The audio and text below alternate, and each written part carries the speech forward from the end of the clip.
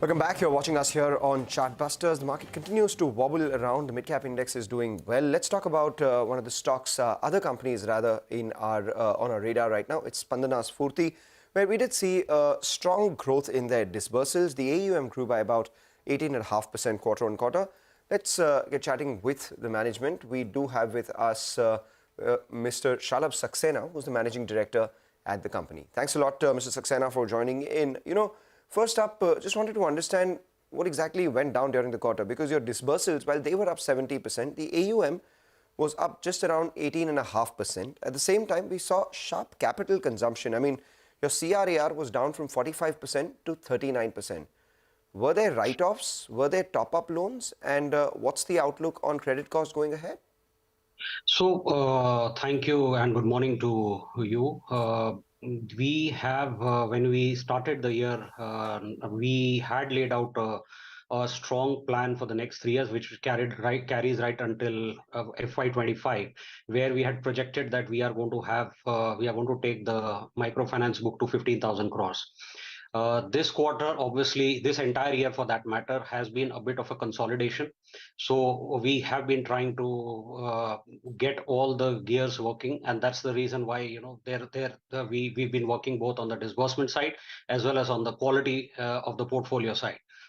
This quarter, obviously, we had about 19% growth on the AUM. To your specific question in terms of the CRAR, we are well capitalized. Our balance sheet is pretty strong for our plan right until FY25 of 15,000 crores plus 3,000 crores, 18,000 crores.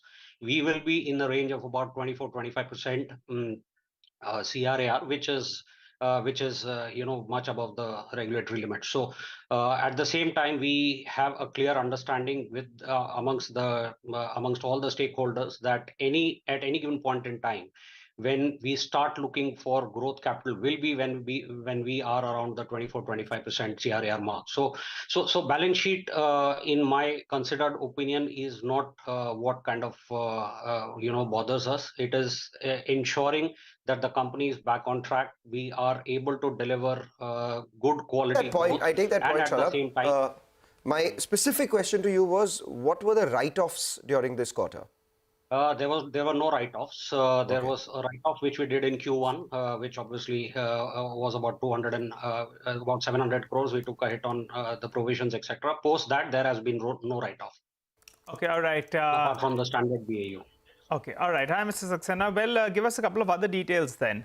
What's the kind of growth you're looking at? And also, since the cost of funds would be moving up, what kind of a margin or NIMs you could guide for going ahead? So our cost of funds, marginal cost of funds went up a bit over the previous quarter. But however, we are still, there's a background for the past 2-3 quarters. We've been trying to stabilize our book. So we've kind of now we are holding on to the cost of funds that we've been delivering over the last quarter, a slight increase of about 0.02%. Our expectation is that we should remain in this range and probably go down, and I'm cognizant of the fact that the market and the environment is at a higher rising interest rate regime. But given the fact that we were already a step ahead because of the background, I think we are good as at this point in time. Our mix from the banks currently contribute about 55% to our overall borrowing. This we are going to take it up to 75%, which will lead us or which will ensure that we are looking south as far as the borrowing costs are concerned. So what kind of guidance can you give us for NIMs and credit growth? NIMs, we've projected a 13.8%. I think anywhere around 13.5 to 14% is a number that we will hold. And from to your earlier question in terms of growth, when we came out with our Vision 2025 plan, we had projected 30%, 25 to 30% growth. I think we are holding on to it because there are identified geographies where we have started our growth plan in terms of opening branches, hiring people, etc.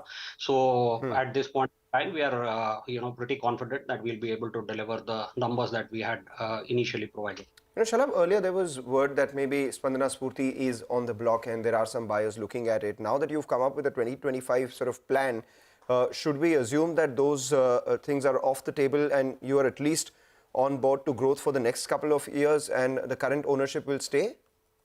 So, two answers to your question. The point that you raised in terms of on the block, this is quite some time back, almost about a year and a half back.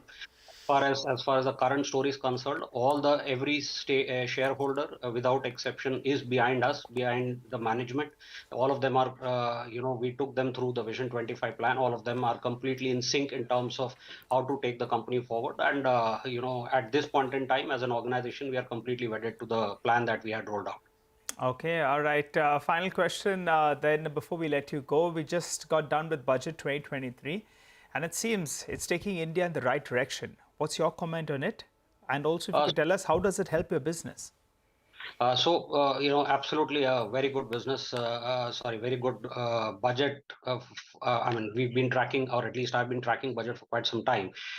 If I were to summarize in a line, I would say that this is a budget which is actually trying to bridge the divide between the India and the Bharat. The rural India is what it focuses on. It has been, but this time it is more pronounced. That's number one. Number two is in terms of the infrastructure growth and the way the entire focus is in the investments. What it does, we are a microfinance company, about 90% rural. So what it does is it brings the adjacent markets closer to our customers. A 60 kilometers, 70 kilometer few years back is not a distance at this point in time, which then expands the market of our customers, and hence obviously that incremental bump up when it comes to their incomes, and hence direct impact, positive impact to us as a company. So the biggest take, if you were to ask me, apart from the other things, there are a lot of things in the budget, but in my view, from our customer segment perspective, see, microfinance is a large industry. It's about a 3 lakh crore industry, contributing about 2.2% to the GDP, generating about 1.2 crore jobs. So, so all of that, and then another flip. So yes, as an industry and as a company, I think we are in good hands. All right, take that point. Thanks a lot, Shalabh, for joining in and giving us all those views. We look forward to the 25 to 30% growth that you're guiding with 13.5% to 14% NIMs. And importantly, we will watch out for any developments with regards to the ownership change as well, which you have said that is not on the cards right now. Take a short break, come back, get you more of the markets on the other side.